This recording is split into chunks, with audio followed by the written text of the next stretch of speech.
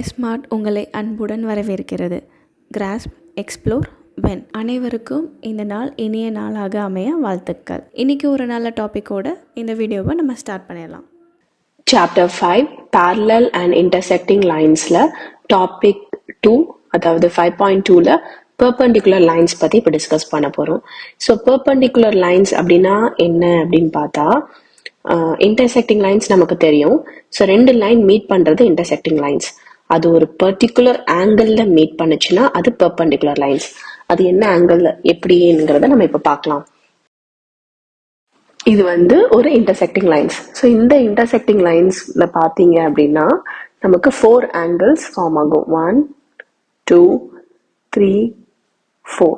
இப்போ இந்த 4 ஆங்கிளுமே ஈக்குவலாக இருக்கணும் அப்படின்னா அது 90 டிகிரியாக தான் இருக்கணும். வை? பிகாஸ் ஒரு பாயிண்ட்டை சுற்றி ஃபுல் ஆங்கிள் கம்ப்ளீட் ஆங்கிள் வந்து 360 degree.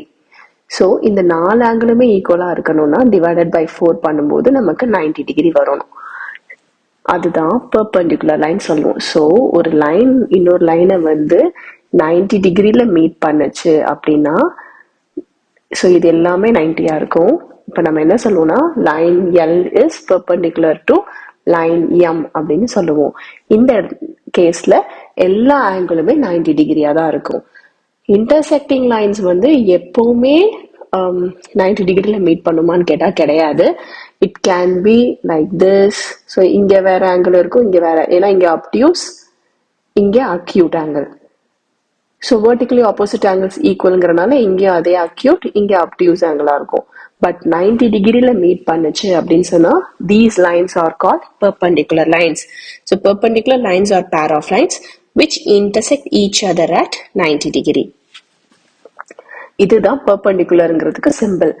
Line L perpendicular to line M. So இப்படி மட்டும் போடுவாங்க. சம் கேசஸ்ல பெர்பெண்டிகுலர் ஒரு ஆரும் சேர்த்து போடுவாங்க. Both correct. கீ பாயிண்ட் நம்ம நோட் பண்ண வேண்டியது என்னன்னா perpendicular lines are a pair of lines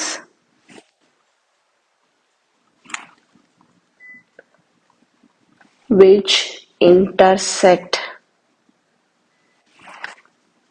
each other at right angles.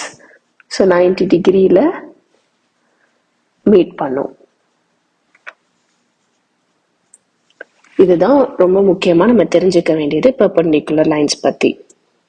So இது வந்து நம்ம நிறைய சம்ஸ்லாம் நம்ம யூஸ் பண்ணுற மாதிரி வரும்.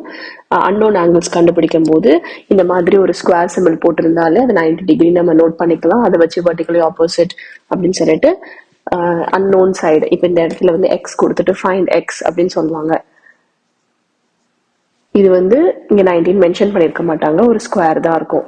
இது பெர்பெண்டிகுலர்னு சொல்லியிருப்பாங்க. ஸோ பெர்பெண்டிகுலர்னா இந்த மாதிரி ஆங்கிள் வந்து இப்படி கர்வா போடாம இப்படி ஸ்கொயரா போட்டா அது 90 டிகிரின்னு அர்த்தம். ஸோ இது 90னா opposite angles are equal. So இதுவும் 90. இந்த மாதிரி சம்ஸ்ல நம்ம யூஸ் பண்ணி நம்ம சால்வ் பண்ணலாம். நம்ம அப்கமிங் டாபிக்ஸ்ல இதுக்கு ரிலேட்டடான சம்ஸையும் நம்ம டிஸ்கஸ் பண்ணலாம். நெக்ஸ்ட் வீடியோவில் வேற ஒரு டாபிக் டிஸ்கஸ் பண்ணலாம். தேங்க்யூ.